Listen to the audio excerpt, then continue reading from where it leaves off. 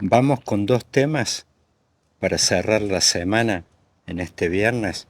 En particular llamaron la atención luego del debate que parece que será el último entre Donald Trump y Kamala Harris, pero también voy a hablar de Yapa, de política nacional, en esta suerte ya de guerra entre el Poder Ejecutivo y el Legislativo, la puja por imponerle agenda por parte de la oposición al presidente y respecto a tres temas en especial: la reforma previsional, los fondos de las universidades y los gastos reservados de la nueva vieja Secretaría de Inteligencia del Estado.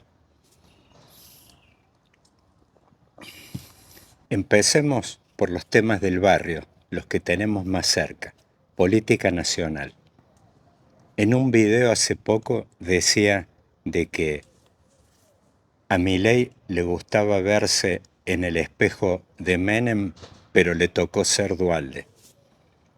Más allá de cierto déjà vu alrededor de algunos personajes, no solo del gobierno, sino que tocan a la vida afectiva del presidente, como Yuyito, que en su momento fue novia de Menem. Vemos el actual ministro de Justicia, Mariano Cuneo Libarona, también un personaje que metió en aquella época una tapa de gente con la indescriptible Samantha Farhat.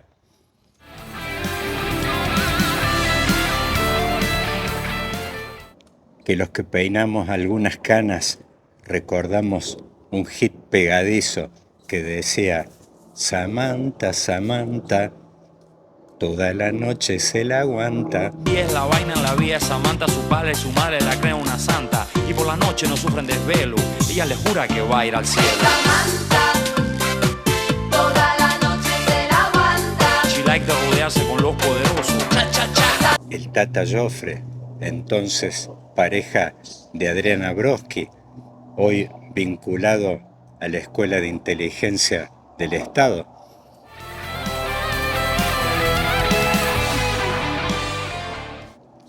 Susana Jiménez, que está volviendo no este domingo. Los Milei le pidieron por la cadena nacional vinculada a la presentación del presupuesto postergar una semana el lanzamiento de su programa. Y lo que toca a la víscera más sensible de todas, el 1-1. Hoy tenemos una suerte de remake de la convertibilidad alrededor de la tablita de el ministro de Economía Luis Toto Caputo.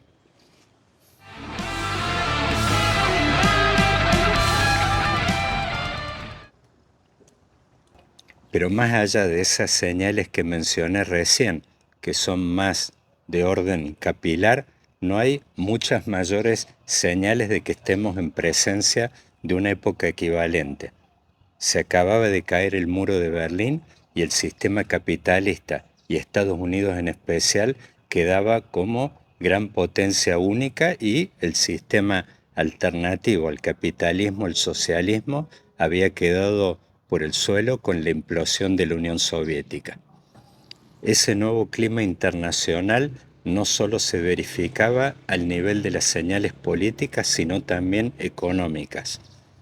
Quedaba un Estados Unidos irradiando un clima de reformas alrededor de una consigna, un pilar, una arquitectura conocida en aquel momento como el Consenso de Washington.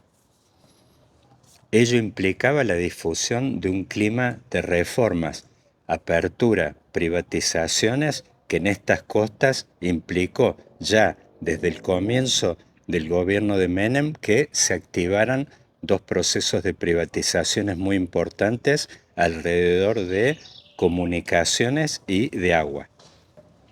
La ex Obras Sanitarias y Entel, con aquellos teléfonos naranjas que veíamos en las calles.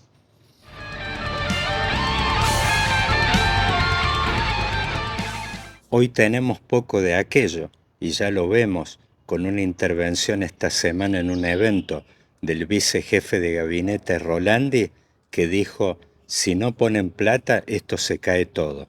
Poco que ver con aquel momento.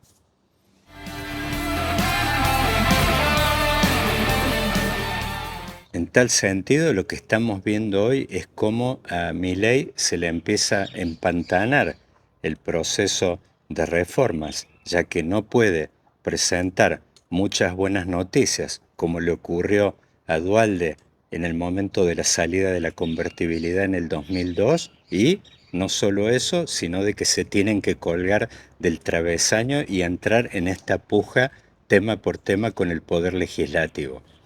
De estos tres temas en particular de la semana, hay uno que tiene muy poco que ver con temas de orden social, los fondos para los servicios de inteligencia, pero hay otros dos que son potencialmente explosivos.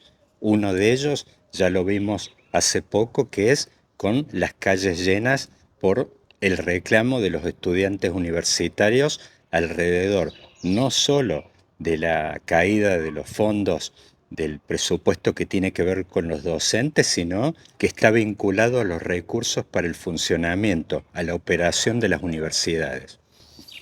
Este nuevo veto anunciado en el día de hoy por Milei seguramente tendrá un nuevo capítulo de aquella marcha que a nivel nacional implicó alrededor de 2 millones de estudiantes desfilando por las calles de todo el país.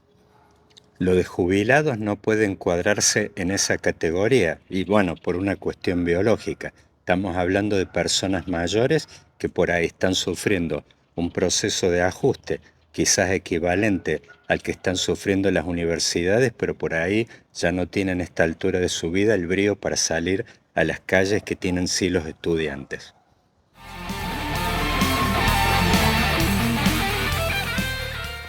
Ahí, volviendo a la comparación que disparé en aquel video de que a Milei le gustaba verse en el espejo de Menem, pero le tocaba ser Dualde, vemos cómo le están explotando muchos temas, como también le explotaban a Menem en aquel momento, pero lo que falta es el clima de pizza con champán que ya se veía a principios de esa época.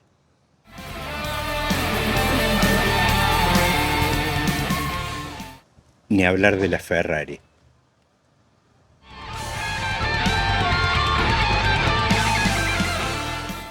En un esquema de pan y circo, este es un año donde estamos viendo de que el gobierno no puede ofrecer más que cotillón y circo de los años 90.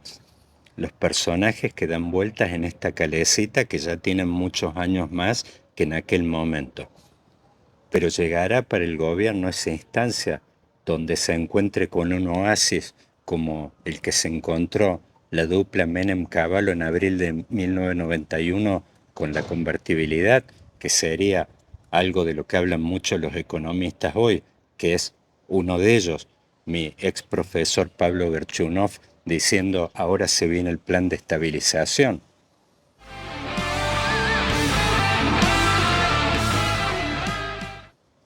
¿Tendrá el gobierno pronto su momento convertibilidad o al menos plan austral como lo tuvo Alfonsín en 1985?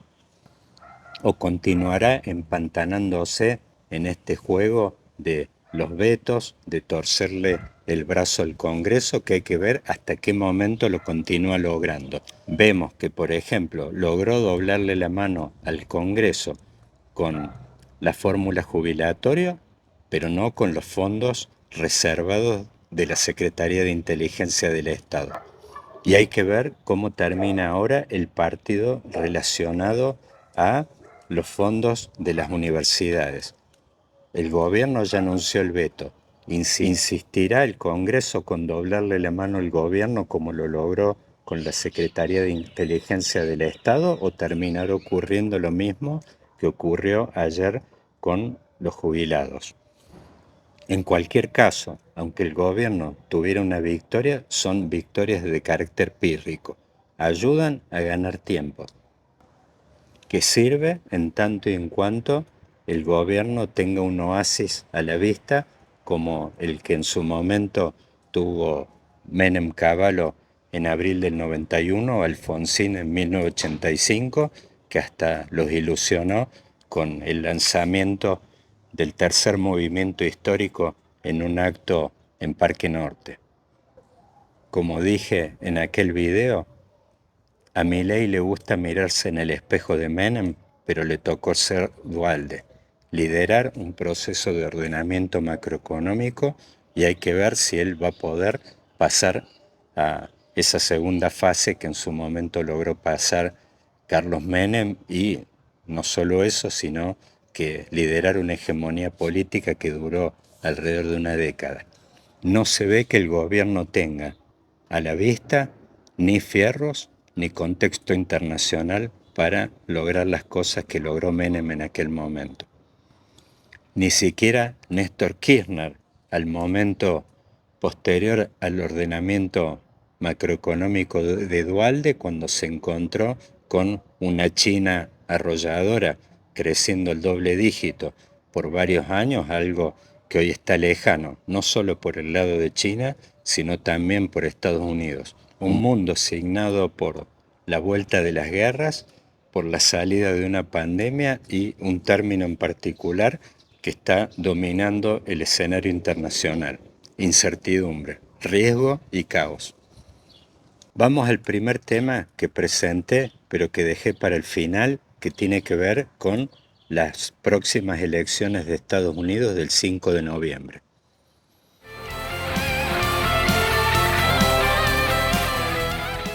Hay tres dimensiones del proceso electoral que va a vivir Estados Unidos que me gustaría analizar en particular. La primera dimensión tiene que ver con el sistema de colegio electoral que tiene Estados Unidos.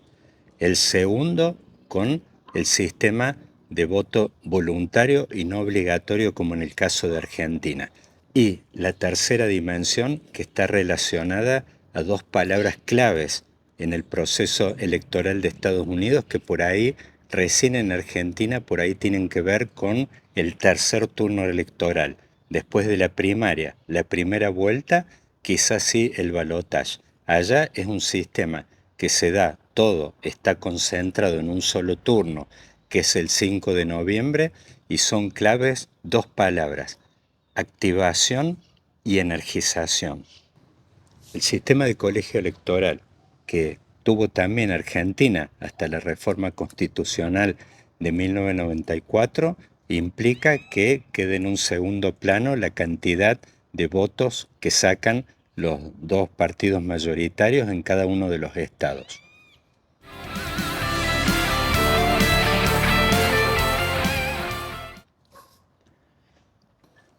En tal sentido, puede darse la situación que ya ocurrió en la elección de 2016, cuando Donald Trump le ganó la elección a Hillary Clinton, habiendo sacado Hillary Clinton más de 3 millones de votos más que Trump. Ello ocurre porque cada estado tiene una cantidad de sillas fijas para el colegio electoral, y en ese sentido, por ahí, los estados más chicos influyen más que los más grandes a nivel de la decisión final de quién termina siendo el presidente. Y en particular esto que le llaman los estados fluctuantes o swing states, ya que hay algunos que están fijos, prácticamente escriturados, así como los demócratas seguramente ganarán California y Nueva York, los republicanos lo harán con Texas y, casi por descontado, en Florida.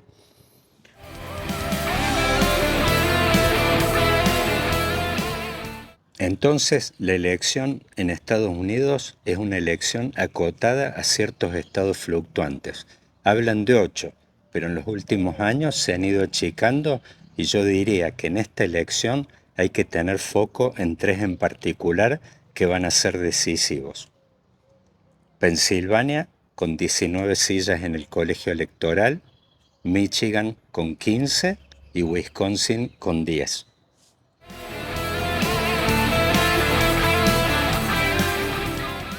Los 3 estados, parte del cinturón oxidado que le llaman el Rust Belt, que yo recorrí en moto en aquel proceso electoral del año 2016.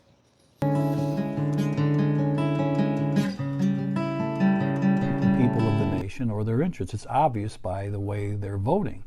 And so Donald Trump's challenge to the elite leadership of both parties is what the American people are crying out for. We've known Donald Trump for 30 years. We knew that he was a playboy. We knew that he was part of the exciting scene of New York City. We've known all those things, okay? And the fact of the matter is he's challenging the very core of government. You're right, he's not a politician. He sees a problem, he wants to solve it. Ahora bien, así como el colegio electoral moldea en profundidad el resultado de cada proceso electoral, hay un segundo componente que también es muy diferente al proceso electoral argentino y de otros países que también tienen la doble vuelta. En el caso de Argentina, con la primaria una triple vuelta. Brasil tiene doble vuelta y Francia también tiene doble vuelta.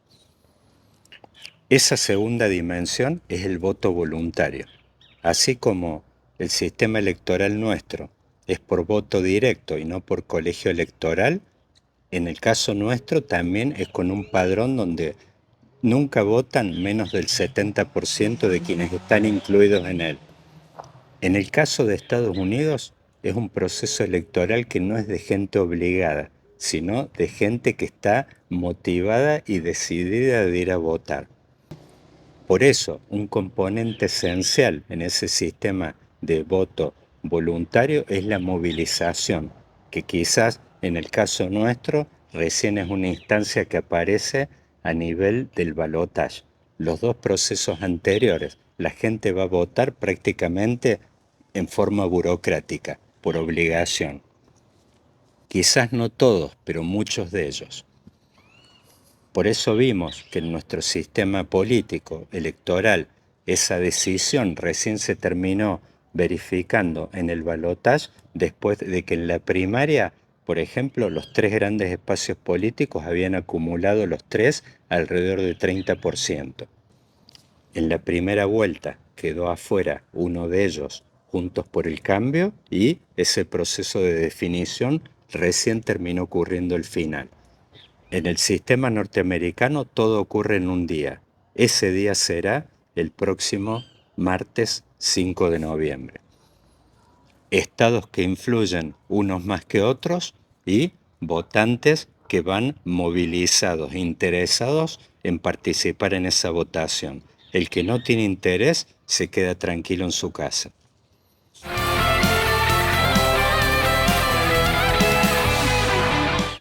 Por eso, los analistas políticos están, en el caso del proceso electoral de Estados Unidos, tan interesados y focalizados en analizar sensaciones, estímulos, qué tanto los votantes se sienten motivados, activados, energizados. Esa es la tercera dimensión de la que hablé recién.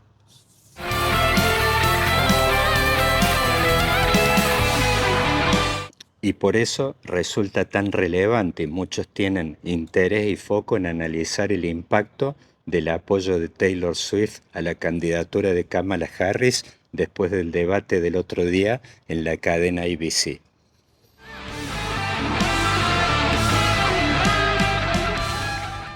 ¿Será decisivo este apoyo? Veremos. Y digo veremos porque esta tercera dimensión que tiene que ver con la activación, la energización de los votantes es importante, pero no olvidando que las dos anteriores también son decisivas. Es un sistema electoral que está moldeado por votantes que van a votar en forma voluntaria, pero también por un colegio electoral que no asigna la misma ponderación de sillas de acuerdo a cada estado. ¿Es significativo este estímulo de Taylor Swift? Sí, pero si en particular impacta en las decisiones electorales y en el conteo final en estos estados claves que mencioné recién, y los tres en particular que yo miraría con mucha atención.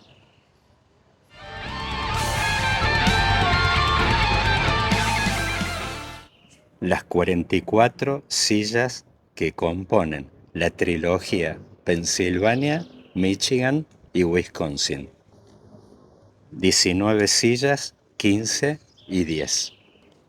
Si el estímulo, la energización que aportó este apoyo de Taylor Swift impacta, por ejemplo, en que vayan a votar 1 millón de californianos más, eso no tendrá ningún impacto. Esto vale en tanto y en cuanto estas diferencias terminen influyendo y moldeando el proceso electoral de estos estados clave. Algunos analistas hablan de 8. Yo en particular hablo de 3 y quizás hasta me animaría a aventurar de que el resultado del estado de Pensilvania será muy gravitante en el resultado final del martes 5 de noviembre.